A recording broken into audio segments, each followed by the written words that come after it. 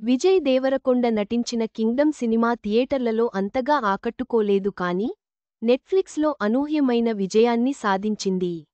భారీ సంఖ్యలో వీక్షణలతో India wide రికార్డును క్రియేట్ చేసింది.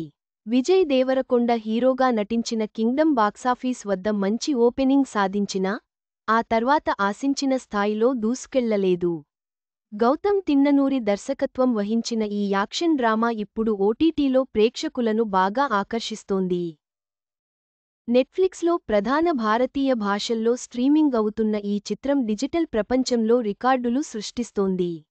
ఆగస్టు 25 నుండి సెప్టెంబర్ 7 వరకు ఓటీటీలో కింగ్డమ్ భారత్లో అత్యధికంగా వీక్షించిన చిత్రంగా రికార్డు సృష్టించింది. మొత్తం 5.9 మిలియన్ వ్యూస్ను సాధించి ఈ సినిమా ఓటీటీలో దేశవ్యాప్తంగా సంచలనాన్ని రేపింది. ఈ చిత్రంలో విజయ్ దేవరకొండ హీరోగా నటించగా భాగ్యశ్రీ బోర్సే, సత్యదేవ్ కీలక పాత్రల్లో నటించారు. కింగ్డమ్ బాలీవుడ్ చిత్రాలు Metro in India, Maalik, Inspector Zende, మా వంటి సినిమాలను వెనక్కి నెట్టి డిజిటల్ స్క్రీన్లపై తన ఆధిపత్యాన్ని చూపించింది. థియేటర్లలో అంత బాగా రాణించకపోయినా ఓటీటీలో ఈ స్థాయి స్పందన రావడం ఫ్యాన్స్, ట్రేడ్ వర్గాల్లో చర్చనీయాంశమైంది. ముఖ్యంగా ఈ విజయంతో కింగ్డమ్ సీక్వెల్పై కూడా చర్చలు మొదలయ్యాయి. ఈ సినిమాలో విజయ్ దేవరకొండ సరసన భాగ్యశ్రీ బోర్సే హీరోయిన్గా నటించగా సత్యదేవ్, వెంకిటేష్, భూమి శెట్టి, మనీష్ చౌదరి తదితరులు కీలక పాత్రల్లో కనిపించారు.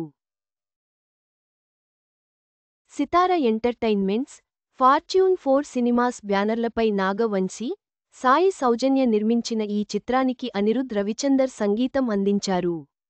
హీరోయిన్గా నటించిన భాగ్యశ్రీకి కింగ్డమ్ చిత్రంతో వరుసగా రెండో షాక్ తగిలింది.